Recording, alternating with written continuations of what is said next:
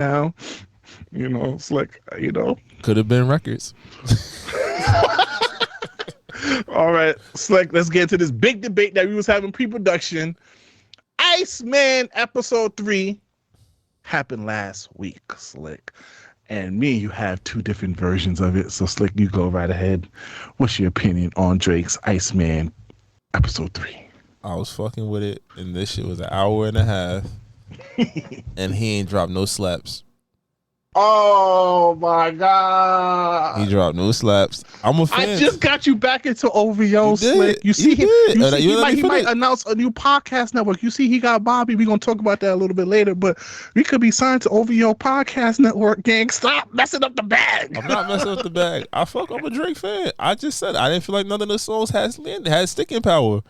The artsy, like the Pinocchio shit, that the layout, like that shit was cool to me. But I was like, it was definitely an hour and a half. I can't get back. I was waiting for it. Dog Days, like I said, you got me. I upped it from a 5 to a 6 when we played it off the what's it called. But I'm just like, I don't know.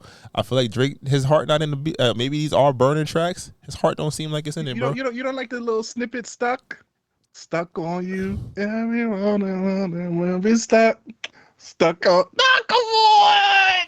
It's no slaps. It's no slaps. Okay. Let me ask you before you continue. What type of song do you want Drake to do? You want an introspective song? You want him to talk about his money? Talk about women? What type of record would you want from Drake? All right. Remember before All the Dogs dropped, and I was like, this not it. And then I was like, nah, it's just the first 4 songs. And then I was like, nah, it's just the intro. It's just the way it starts, like the first 2, right? What did I say though? Because he was actually talking on the records. It just was the structure of the songs. I feel like he has the ingredients for good records, but he's not saying nothing. It sounds like, again, these are all burner tracks or reference tracks. Like, I wouldn't be surprised if the reason they did Somebody Who Loves Me, like the remix, they dropped it in that to show like these are like the reference tracks for what the real singles are going to sound like. You feel me? And if that's the case, he got it. But that's it. I'm just like the opening to the Doghouse fire, the beat fire, even Yeet smoked it. But Drake, you're not a Yeet fan, which I'm surprised you're giving him. I'm not a Yeet fan. But I just felt like Drake wasn't saying nothing. Like the hook, Molly make her dance with her ass out. It sounds good till I'm like, this nigga. He repeated a couple times. I have. But then I'm like, check back in 2 weeks. But I'm also like, damn. That's all we got, Drake. There was no clever line, no nothing. You don't like Como? The little song he was freestyling. He wasn't really freestyling, but he didn't have the audio playing. He was rapping it himself in the car. I feel like I said, if it's proven that a lot of these are just loose songs and the real joints is in the cut, then okay. But right now, like I said, I don't know where we're going with this. I don't know what we're doing. Oh, come on now. Don't jump off the OVO bandwagon, man. I'm not. I'm holding him to a standard that I've become accustomed to. That's funny because I feel like other people do not hold him to a different standard than they do other artists, which I don't like because it's like you're never going to be satisfied with anything he does. And typically what I realize is most of his songs do not get public praises until years later, which is kind of crazy because all his songs, even his 2 classic albums that people are trying to take from him now, I read the first 2 weeks, niggas hated those albums. The first 2 weeks, like Take Care and Views. But my opinion on it, I do kind of agree there was a lot of instrumental playing, which it could be as far as Dead Space, but I can't criticize it too much because this is live. And there was a point of the episode of the stream where he was talking to production. I guess they forgot to mute that part where he was like, yo, right here.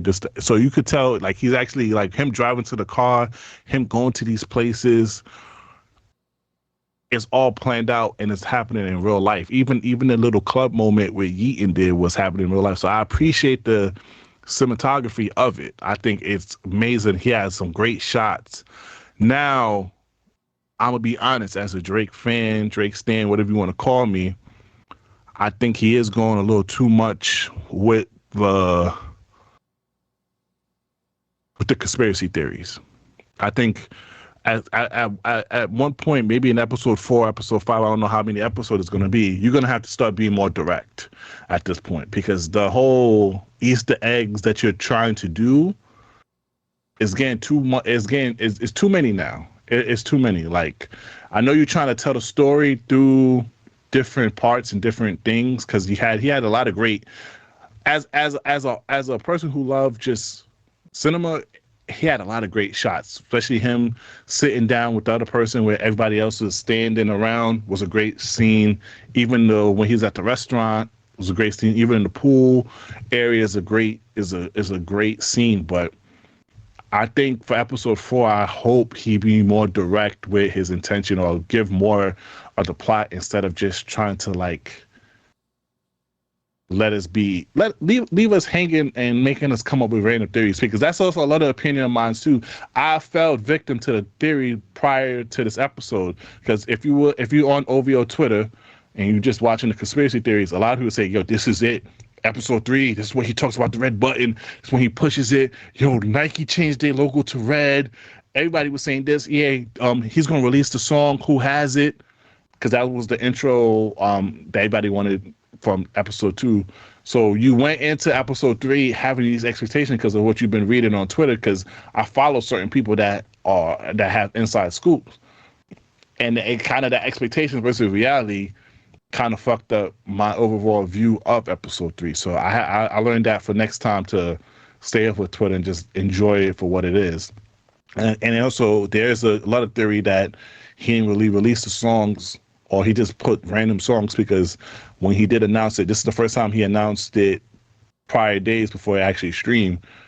That same day, a lot of artists was talking about releasing something, and at the end, at 12 o'clock, nothing got released. So there's a lot of theory in that.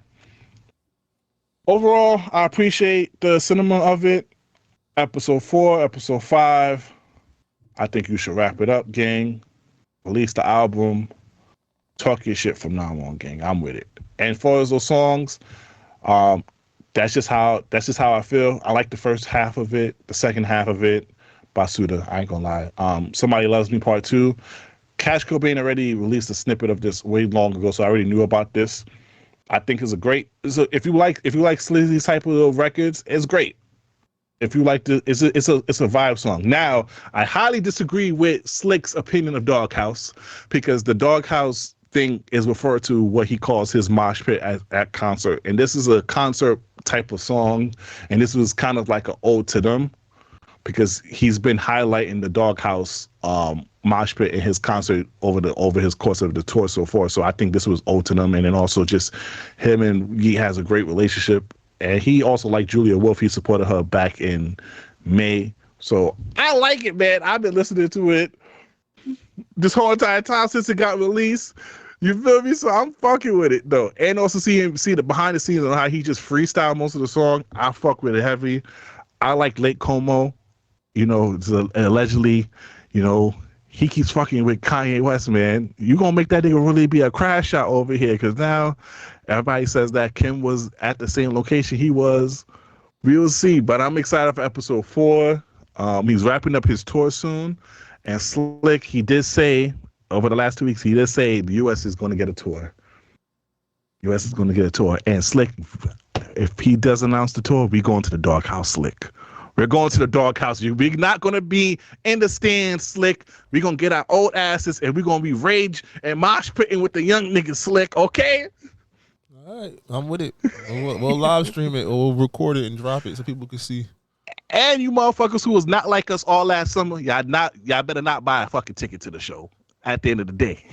You feel me? But yeah, that's my thoughts on it. Let's run through sports. So we got the people here. Wait, real quick. What's your thoughts about the Bobby Altoff interview with Drake? Did you think, what was your pull away from that? Leave me alone. Let's go. Move on. Come on now. You don't like that? You don't like my boy liking goth girls? Shout out to my good emo chick. Shout out to Rhea Ripley. Come on now. He said he shot her out. I told you me and my guys the same. I told you over here. We over your Sazon over here. Over your Slick. Holla at us, yo. We ready to sign the papers, okay? Shout out to you, Angel, from a live podcast. We love you, dude, but over here. And also, we'll talk about Tidal reboot from Naylor, because Tidal is trying to start some new shit. But let's get to some sports, Slick. We got a lot of sports stuff to talk